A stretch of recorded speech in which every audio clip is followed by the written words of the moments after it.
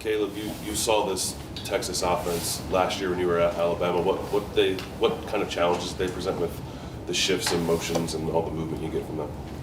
Their OC really does a great job of providing a lot of eye candy for the defense, and all the shifts and motions. You have to make sure you're on the same page in order to play a really sound and complete game, and they've done a great job this year, and it's let them get to this point. Cameron Teague Robinson, The Athletic. Caleb, it seems like Jordan Hancock maybe doesn't get enough of the recognition that he deserves. How many ways does he impact this defense and even impact what you can do, whether getting the block or staying high as well? He's a tremendous player. He has a lot of versatility, and that's you can't really put a price on that just because you can ask him to do so many things. And even in the game, like there'll be plays where like I'll feel like we need to change the coverage, and I'll tell him, okay, you play this different position, which he hasn't done, but he makes it work. So he's a tremendous player, and he's going to be a really good talent in the NFL. Bill Rabinowitz, Columbus Dispatch. I asked you after the game about this a little bit, but you're playing more closer to the box now. Was that something that you had suggested, or the coaches came to you, and how much do you like it? How much more impactful do you think you can be there? It wasn't something that I suggested. The coaches, they've done that themselves. So, I mean, I feel like I can play anywhere on the field, and I'm just glad to be able to make plays. And how do you feel like you're more impactful being closer to the line of scrimmage, or not? I feel like it's either way. I feel like if you have me in the post, I can make plays. Have me in man, I can make plays. Have me in the box, I can make plays. So it doesn't really matter. Over to the left, Noah Weiskopf, The Lantern. Caleb, what's it like seeing the offense operate like it has in the first two playoff games early, from your perspective, and then what does that do for a defense throughout the game? I've been ecstatic watching them play. It's been very eventful on the sideline, just seeing them play at a really high level and seeing everybody succeed. So, I mean, it's a great feeling. And then as a defense, it allows you to really know, like, okay, we got both sides of the ball working right now. We're playing at a high level. Scotty, we'll let you take it with some Zoom questions there. Thank you, Jared. First question is going to come from Andy Anders. Andy, go ahead. Another question about playing in the box, but I just wanted to draw on that specifically. Obviously you said you make plays wherever you're at on the field, but what about playing kind of at that maybe 12-yard depth in the middle maybe allows you to see and read and react to things and flow sideline to sideline when you're in that position? I mean, I feel like I'm comfortable at that position, and it allows me to be able to read the line and read the quarterback and able to get in the run game and play the pass. So I feel like that's a good spot for me, but I feel like I'm versatile enough to move around. This question is going to come from Danny Davis. Danny, go ahead. Hey, Caleb. Appreciate the time. Since you guys are both Thorpe Award finalists, I'm wondering, do you have a relationship or know Jade at all? And what are your thoughts on his game? He's a tremendous player. He's played really well this year. Watching his film, he's made a lot of plays, and they do a really good job on their defense, but I don't know him personally. Thank you. Our next question is going to come from Donovan Bridgeforth. Donovan, go ahead.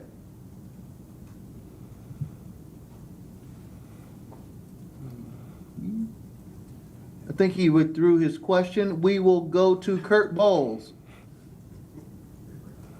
Hey, Caleb. I was going to ask you about the Michigan thing. Texas obviously went up there to Ann Arbor and beat them, and y'all had your issues with them. Do you put any stock in that, or was that Texas-Michigan game just so long ago it doesn't matter at all? I mean, at this point in the season, it's win or go home. So really, whatever happens in the past doesn't have any stock or anything. Doesn't mean anything. So we had to play on Friday, and that's really all that matters. We're going to take two more from Zoom before turning it back. Our first one's going to come from Stephen from Cleveland.com. Go ahead. Oh, Stefan, I'm sorry. Hey, Caleb. We've seen, you were talking about the Ohio State offense, the success that they've had. Obviously, Jeremiah's been a big part of that. What's it been like this year going against him in practice? And, after doing that, does it surprise you at all to see him having the success he's had as a freshman? No, it doesn't bring any surprises. It was pretty easy to see the talent that he has and the blessings that God has put on his plate. But it's always a challenge going against Jeremiah and the other receivers and Mecca and Carnell in practice, and even guys like Brandon Ennis and Bryson Rogers. They do a great job bringing looks for the defense and create a lot of obstacles. Our final question from Zoom is going to come from Dan Hope. Go ahead, Dan. Caleb, Quinn had a lot of success against you guys when you played him at Alabama last year. Just what do you remember from going up against him last year, and what can you learn from that game? Really smart quarterback, knows how to operate their offense, puts the ball in the right places, and then Coach Sarkisian does a great job putting him in positions to win. All right, Jerry, back to you. Yep, thank you. Rob Aller, Columbus Dispatch. Caleb, JT and Jack playing opposite sides. Are they as opposite off the field as they are on in terms of personality and just the people they are? They're opposites, but they're also like one of the closest people I know. They spend a lot of time together. They've come from different sides of the country, so they're different people for sure. But they're both really great people and really great men. So I respect both of them. If you had to describe their personalities, how would you do that?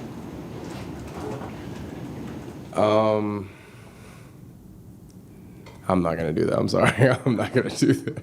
We'll go to Austin Ward, podcast. Throughout the season, we would always see you on like Wednesday nights. You and Lathan would be some of the last people off the field. Are the things that you're working on after a practice always the same? Is it a routine? What are the things that you're hoping to get out of those extra moments after practice? It's a routine, pretty much, the keys that we need to go into the game with. And then also it changes week to week based on what our jobs are going to put us into doing. So every week we go through the same things, and then we add certain things that we do for the week, what the team that we play is going to ask us to accomplish. Bill Rabinowitz, Columbus Dispatch. Yeah, I already got mine, Jerry. Oh, okay. Joey Kaufman, Columbus Dispatch. Caleb, when Texas uses play action, and they seem to use play action a fair bit, what do they do well in those spots, and what's the key for you guys in those moments with Quinn? They do a really good job with eye candy, and it creates a lot of challenges for defense in order to see if it's run or pass, and to see because that's when they're going to take their shots too as well. So really just having great eye discipline, seeing the line and seeing what it's telling us. So that's what it does. Deep right, Mick Walker, Letterman Row. Caleb, you guys had a pretty good game plan for Tyler Warren when you guys played him. You guys have another, Texas has a good tight end and Gunnar Helm. What are you guys going to have to do to limit him, and what do you think about his game? He's a really good player. He makes a lot of plays, and has a lot of receiving yards this year. So really just do the same thing we've done all year, just be disciplined in our responsibilities, and if you're on them, you got to make the play when it comes. Right in front of him, Andrew Gillis, Cleveland.com. When you look at their receivers as kind of a whole, they spread the ball around, it seems like a lot. What stands out about, the way that they can spread the ball around to those different guys? A lot of really good athletes. I played with Isaiah Bond last year. He was a really great receiver, a lot of speed, and then all the receivers have made a lot of plays. So, everybody has to be on their P's and Q's if we're going to stop them and do a really good job. Front row here, Tim May, Letterman Row. Yeah, Caleb, you moved up here, and I don't have to tell you when you moved, but basically a year ago and stuff. It was a little bit of a leap of faith because you know how many athletes are on this team, good athletes and stuff. But when did you really feel this defense come into its own? And then past that, man, watching you in the Rose Bowl, your recognition of what was coming seemed to be on point. Did it feel like that? You personally. I think the defense has played really well throughout the season. I think we've had games where we played better and games where we haven't put it all together, but I think that's how all defenses are. So I can't say there's a certain moment where I think we put it together.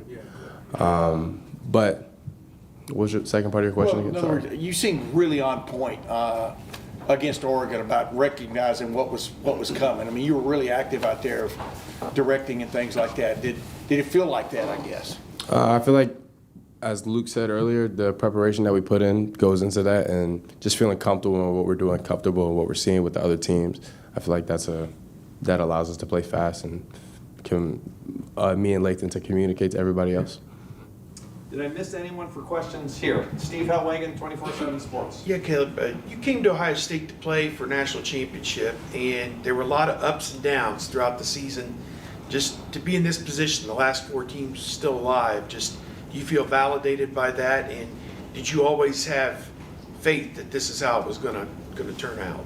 I came to Ohio State to become a better player and to help the team be as good as it can be, not to win a national championship. Not like that wasn't the only goal for me coming here. Really just wanted to be on the team and be with the brotherhood. But it's a great feeling being in the Final Four and being with the team and everything that comes with that. But it's a blessing to be here. And one final question, Bill Rabinowitz, Columbus Dispatch. Yeah, I did want to follow up. When I talked to you after the game, you said when they scored their first and second touchdown, you were really hot on the sidelines. What was your message to the team? And you know that's a good offense. They're going to score against most teams. Why were you so hot? Really, just because we didn't execute, which let them score. So we've done that a lot, which is something we can't do in these big games, in these games where it's win or go home. So we got to make the plays when they come, and we got to have competitive excellence, as Coach Day says, make the play where your number's called. Caleb, thank you very much. Appreciate it, John.